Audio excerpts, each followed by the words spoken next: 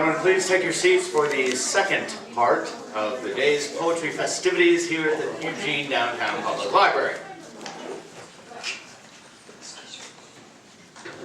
My name is Kit Shell, and Stephen has done me the honor of asking me to introduce him for his performance today. So here's what Stephen says about himself. C. Stephen Blue stands outside the normal conventions of modern poetry. He is a lyrical performance poet, reading and performing his poetry from a unique rhythmic perspective at the crossroads of poetry and music. Stephen wears many hats. He is a poet, publisher, musician, artist, performer, and videographer, as well as host and organizer of poetry events throughout Oregon and California, including this event, the annual C. Stephen Blue Poetry Workshop and Poetry Showcase at the Eugene Public Library. As well as his own books, Stephen has published books for the City of Eugene, the Oregon Poetry Association, and other authors. Retired from a 27-year career in stage production in Hollywood, California, Stephen now pursues his poetry career in Eugene, Oregon. He has 4 published books of his own, and he has been published in several literary journals and anthologies, as well as online, where he has won many poetry competitions and challenges. For more information, visit the website www.wordsongs.com. Stephen is also my, awesome. Stephen is also my dear friend and ally in poetry events in Eugene, Oregon. I respect him very much.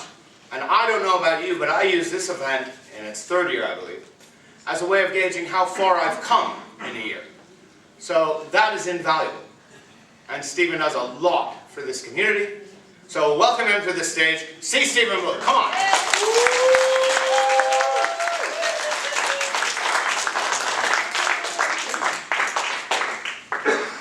My poetry hat. Thank you, Kit.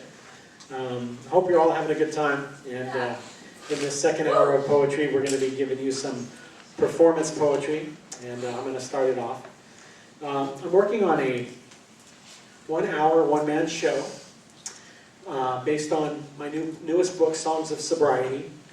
And I hope to take it into venues, institutions, and recovery centers where it may provide inspiration and hope to those who need it the most. So I'm going to do, first of all, this book took me 20 years to write, and it's based on my own experience with 27 years clean and sober yesterday.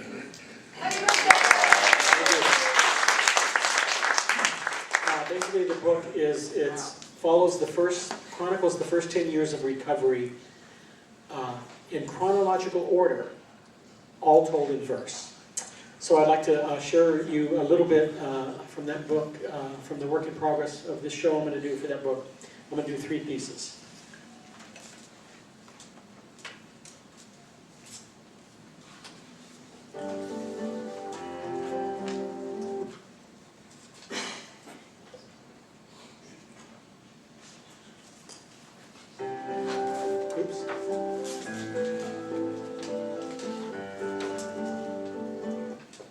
Get this right, so one more time.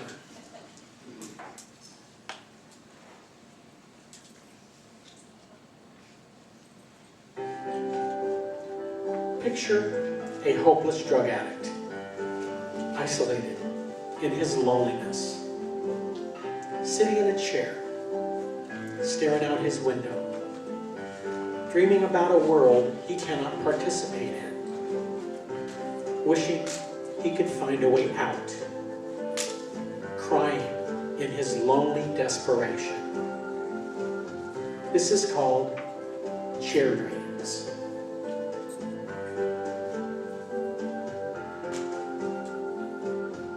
Sitting in my chair, staring out my window, dreaming about all the things I'm going to do and see and be.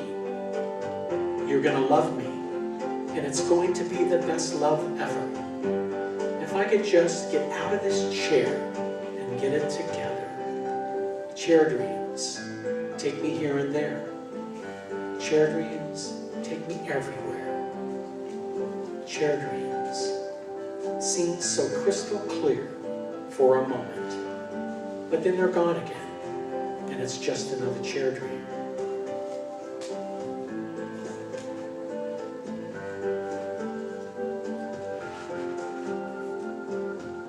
know I was going to have a hit song and a house in the country, sit in a rocker on my front porch with endless inspiration.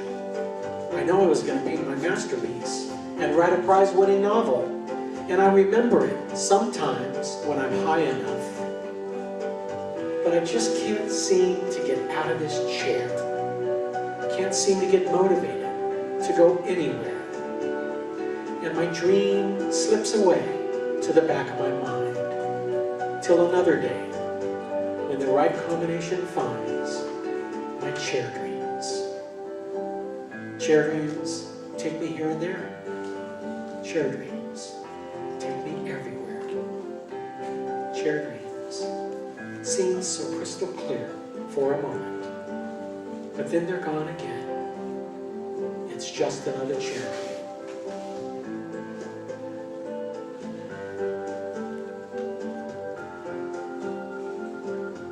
Sitting in my chair, staring out my window, dreaming about all the things I'm going to be.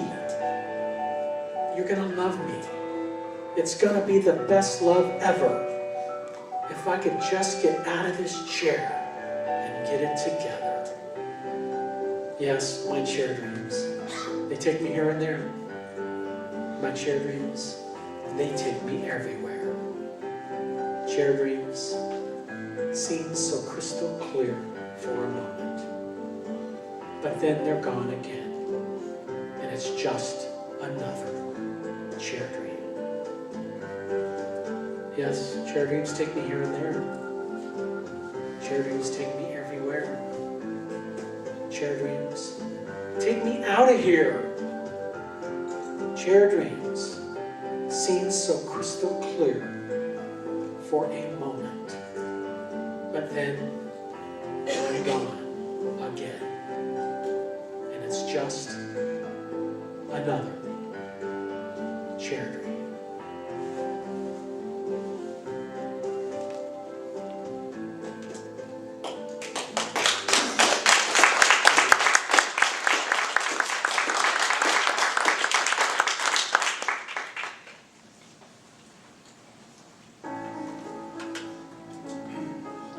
Modern miracles.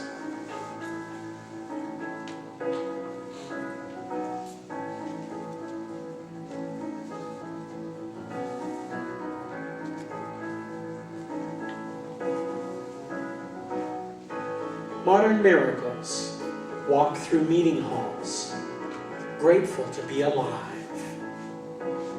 Sparkling eyes sent forth to each other for help and comfort in times of trouble.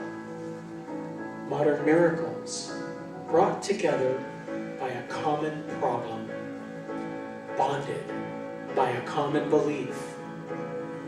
Modern miracles bringing hope through faith and spirit. Society's children shaken and stirred, once bereaved, now reprieved. Live and breathe. Modern miracles.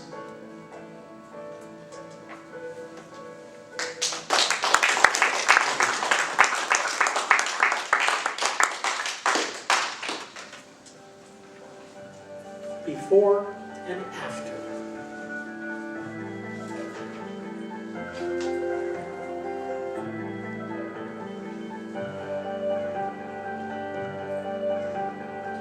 Before, it was a struggle. After, it is the cure. Before, we worked so hard for everything. After, it is so clear. I'm here, you're here, heading straight into the light. Because faith and love have graced us, made us whole again.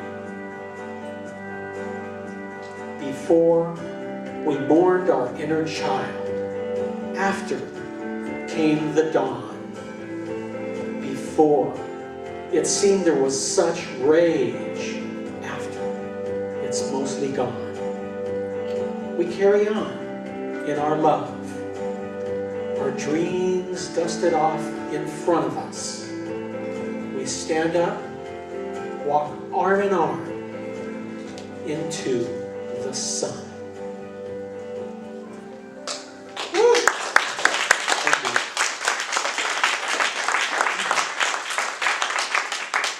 So for my last piece, today I'd like to do a piece from my very first book, Word Songs.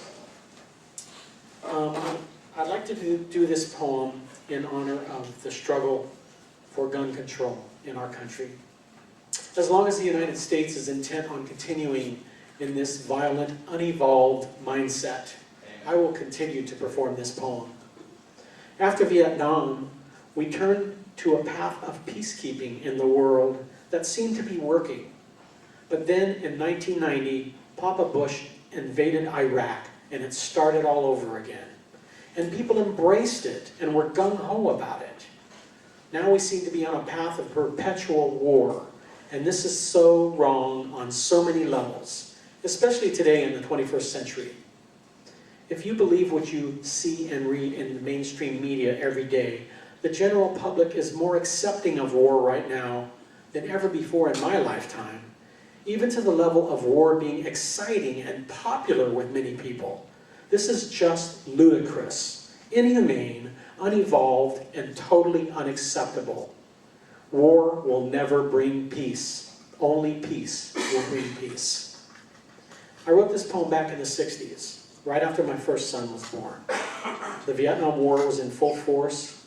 Bobby Kennedy and Martin Luther King had just been assassinated, and gun control legislation was in the forefront of politics, just as it is today. Also, when I was still living in Los Angeles, I used to read this poem every year on the anniversary of John Lennon's death at the candlelight vigil held at his star on the Hollywood Walk of Fame. This is my anti-war and anti-gun poem from 1969, Little Toy Gun.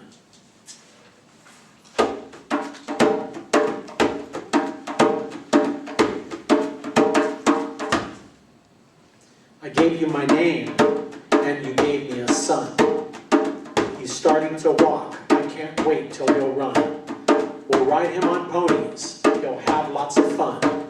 But don't ever buy him a little toy gun. He'll go around shooting you, me, and a friend. But it won't be a toy gun he'll use in the end. He'll find him a real one in the armed forces. I don't want my son taking mass murder courses. So buy him creative things, not for impression. Let him develop his own self-expression. Expression is freedom, but don't get me wrong. I may not be free yet, but I'm getting strong. I have understanding of my own hang-ups. I need understanding so I can be free. And then when our son needs someone to confide in, he always can come to you, baby, or to me. Yes, I gave you my name, and you gave me a son. He's starting to walk, I can't wait till he'll run.